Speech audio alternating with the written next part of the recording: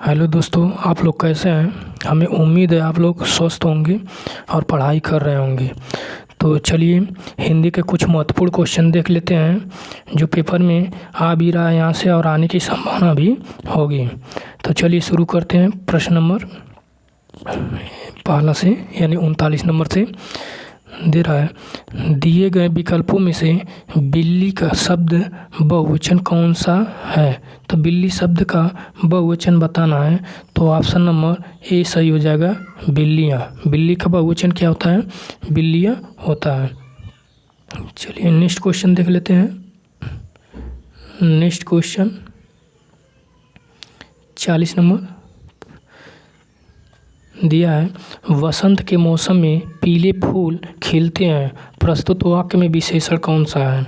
तो हमें विशेषण बताना है जो विशेषता बता रहा है। तो ऑप्शन नंबर डी सही हो जाएगा, पीला। पीला पीला क्या बता रहा है, फूल का विशेषता बता रहा है कि फूल कैसा है, पीला है। चलिए 41 नंबर प्रश्न देख लेते हैं। दिए गए विकल्पों में से भुजंग भुजंग शब्द का समानार्थी शब्द कौन सा है। तो भुजंग भुजंग का मतलब क्या होता है दोस्तों, भुजंग का मतलब सर्प होता है। तो सर्प या नाग। ऑप्शन नंबर कौन सा सही हो जाएगा, ये सही हो जाएगा। 42 नंबर प्रश्न देखते हैं। दूर दूर तक विस्तृत था हिम, अस्पद उसी के हृदय समान, यह पंक्ति किस अलंकार का उदाहरण है। तो ऑप्शन नंबर कौन सा हो जाएगा दोस्तों, प्रतीप। कौन सा, प्रतीप। ऑप्शन नंबर बी सही हो जाएगा। चलिए नेक्स्ट क्वेश्चन देखते हैं। 43 नंबर प्रश्न देख लेते हैं। 43 नंबर प्रश्न है, आलोचना करना के अर्थ हेतु उचित मुहावरा दिए गए विकल्पों में से कौन सा है। तो ऑप्शन नंबर बताएंगे आप लोग, कौन सा हो जाएगा दोस्तों। ऑप्शन नंबर डी सही होने वाला है, टीका टिप्पणी करना। टीका टिप्पणी करना। चलिए नेक्स्ट क्वेश्चन देख लेते हैं। 44 नंबर प्रश्न है, पेड़ से फल गिरा निम्नलिखित में से कारक बताना है। तो दोस्तों 44 नंबर का कौन सा हो जाएगा, ऑप्शन नंबर बी हो जाएगा, अपादान। यानी जब अलग होने की बात होती है शब्द में तो अपादान कारक वहाँ होता है। चलिए 45 नंबर प्रश्न देखते हैं। दिया है, योग मूलावस्था है, उत्तमावस्था क्या है। तो हमें योग का मूलावस्था में है तो उत्तमावस्था में बताना है। तो ऑप्शन नंबर कौन सा सही हो जाएगा, ऑप्शन नंबर सी योग्यतम। क्या, योग्यतम। चलिए नेक्स्ट क्वेश्चन देखते हैं। 46 नंबर देख लेते हैं। दिया है दोस्तों, किस क्रमांक में सूत शब्द युग्म का सही अर्थवेद है। तो देख लेते हैं 46 नंबर का कौन सा हो जाएगा, ऑप्शन नंबर ए सही हो जाएगा, सारथी पुत्र। चलिए महान, हमें जो है निम्नलिखित प्रश्नों में से सर्वोत्तम विलोम बताना है। महान का हमें क्या बताना है दोस्तों, विलोम बताना है। तो महान का तुच्छ हो जाएगा, महान मतलब बड़ा, तुच्छ छोटा। अब 48 नंबर देखिए, दरिद्र का क्या बताना है, विलोम बताना है। तो 48 नंबर का ऑप्शन नंबर सी हो जाएगा, वैभव। ठीक है दोस्तों। नेक्स्ट क्वेश्चन हम लोग देख लेते हैं। इसमें क्या करना है दोस्तों, अशुद्ध वाक्यों में से शुद्ध वाक्य को चुनना है। तो बच्चों से गुस्सा मत करो, तो इसका जो है शुद्ध वाक्य क्या हो जाएगा, बच्चों से गुस्सा मत करो। तो शुद्ध वाक्य हो जाएगा ऑप्शन नंबर बी, बच्चों पर गुस्सा मत करो। ठीक है दोस्तों। 50 नंबर प्रश्न देखते हैं। दिया है 50 नंबर प्रश्न क्या दिया है, देखेंगे। मैं यहाँ कुशलतापूर्वक में हूँ। तो ऑप्शन नंबर कौन सा सही हो जाएगा, डी सही होने वाला है यहाँ पे, मैं यहाँ कुशलतापूर्वक हूँ। ठीक है दोस्तों। चलिए नेक्स्ट क्वेश्चन देखते हैं। दिया है, दिए गए शब्दों में से कौन सा शब्द नदी का पर्यायवाची नहीं है। तो नदी का हमें पर्यायवाची जो इसमें नहीं है वही बताना है।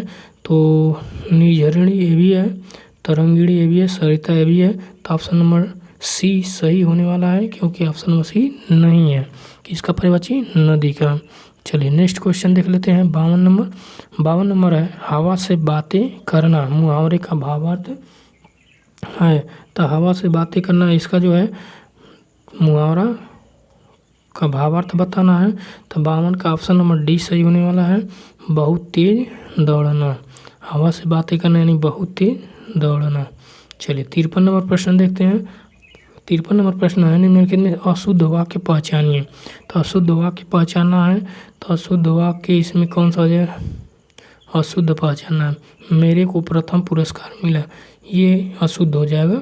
ऑप्शन नंबर ए सही हो जाएगा। चलिए 54 नंबर प्रश्न देखते हैं।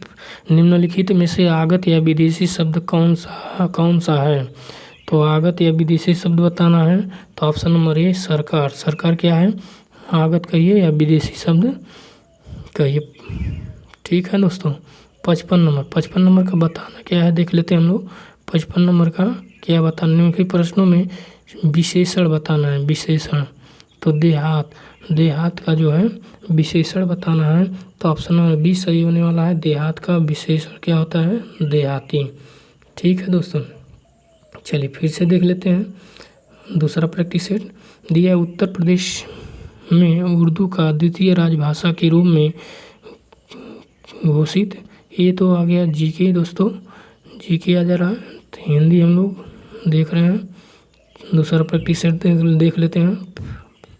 दूसरा प्रैक्टिस सेट क्या दिया है, हिंदी भाषा की कितनी व्याख्यात बोलियां हैं? तो हिंदी भाषा की कितनी व्याख्यात बोलियां हैं? तो 8 बोलियां। ऑप्शन नंबर सी सही हो जाएगा। 40 नंबर प्रश्न देखेंगे, हिंदी भाषा का प्रथम प्रमाणिक ग्रंथ कौन सा है? तो प्रथम प्रमाणिक ग्रंथ जो हिंदी भाषा क्या है? पृथ्वीराज रासो, जो चंद्रवरदाई के द्वारा लिखा गया है। Prithviraj Raso, option number C सही हो जाएगा। ठीक है दोस्तों। 41 नंबर प्रश्न देखेंगे, निम्नलिखित में से कौन सा हिंदी साहित्य काल का विभाजन नहीं है? तो आधुनिक काल है, भक्ति काल भी है, रीत काल भी है, संयुक्त काल। ऑप्शन नंबर कौन सा सही हो जाएगा दोस्तों? ऑप्शन नंबर डी सही होने वाला है, क्योंकि ये हिंदी साहित्य का विभाजन काल में नहीं आता है। 42 नंबर प्रश्न देखिएगा, क्रियापरक व्याकरणिक कोट चिन्हित कीजिए।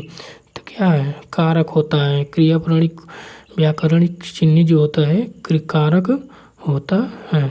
चलिए 43 नंबर प्रश्न देखते हैं। 43 नंबर प्रश्न है, चूड़ी अच्छी थी में थी कौन सी क्रिया? ये तो दोस्तों अभी पूछा गया है यूपी पुलिस में, तो ये हो जाएगी एकदम सेम, यही क्वेश्चन पूछा गया है। तो ये जो है 25 तारीख को फर्स्ट शिफ्ट में पूछा गया क्वेश्चन है, तो ये हो जाएगा पहला योजना क्रिया। ठीक है दोस्तों। चलिए 44 नंबर प्रश्न देख लेते हैं। 44 नंबर प्रश्न क्या है, मूल अकर्मक धातुओं के साथ प्रत्यय जोड़कर बनाई गई क्रिया धातुएं क्या कहलाती हैं?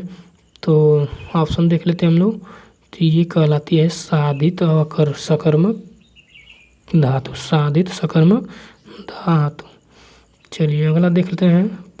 अगला है, सारंग लय सारंग चल कई सारंग की ओट, सारंग झीनो पाई के सारंग कई कई चोट। उक्त पंक्ति में अलंकार हमें बताना है। तो ये हो जाएगा कौन सा दोस्तों? यमक अलंकार हो जाएगा। ऑप्शन नंबर सी सही हो जाएगा।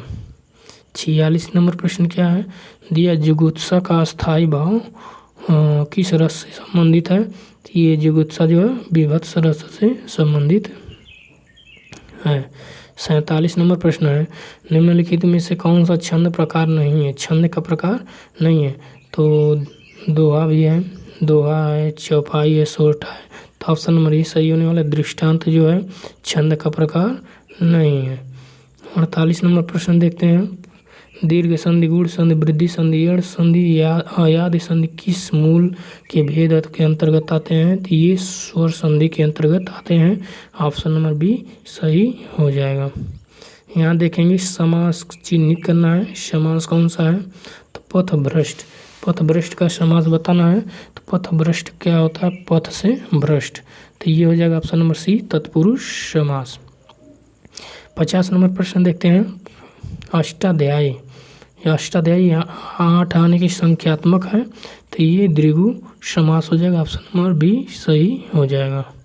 ठीक है दोस्तों।